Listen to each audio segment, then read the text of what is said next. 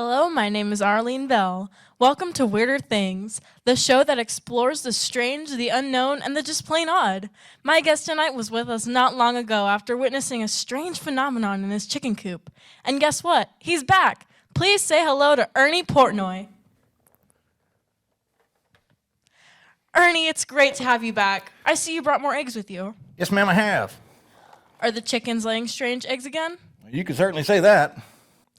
What have the chickens left for you this time? Well, ma'am, we went to the chicken coop the other morning, and Betsy laid this egg. Oh my. Those look like folded hands in prayer, don't they? Well, I kind of thought they looked like supervillain hands rubbing themselves together in evil delight. But now that you say that, they do kind of look like praying hands.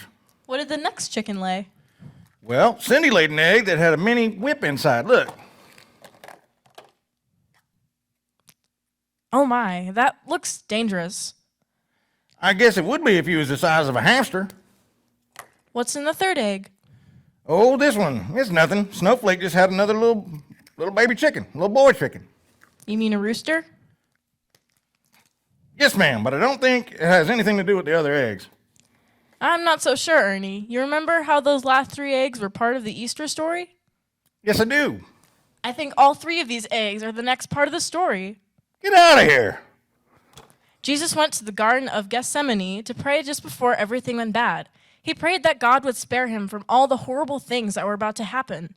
But he also said that if it wasn't possible, he would follow God's will and obey. My goodness. Sounds like he was afraid. He was afraid. He knew he was going to be hurt. You mean with this here whip? Not that whip, but a brutal, dangerous whip. Jesus was beaten with 39 lashes, and he had a crown of thorns placed on his head. It was physically painful, and it was also humiliating to hear the soldiers make fun of him. That's just terrible. But what about the rooster? That was probably the worst pain of all. Jesus' friends deserted him when he was arrested by his enemies, and one friend named Peter denied knowing Jesus not once, but 3 times. You mean Jesus went through all that for Peter, and Peter said he never knew the guy? That's awful.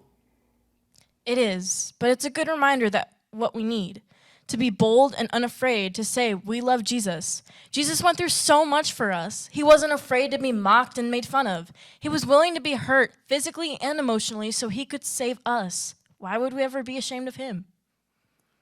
Golly, you mean some of Jesus' followers are actually afraid to say they love him? No one likes being made fun of or mocked, but if we truly love Jesus, we will be willing to suffer the same things he did because he did it for us. Wow, my chickens are wiser than I ever dreamed. They've given me a lot to think about, and I'm sure our viewers too. We'll have to have you back again, Ernie. I can't wait to hear what the chickens do next. We'll see you next time on Weirder Things.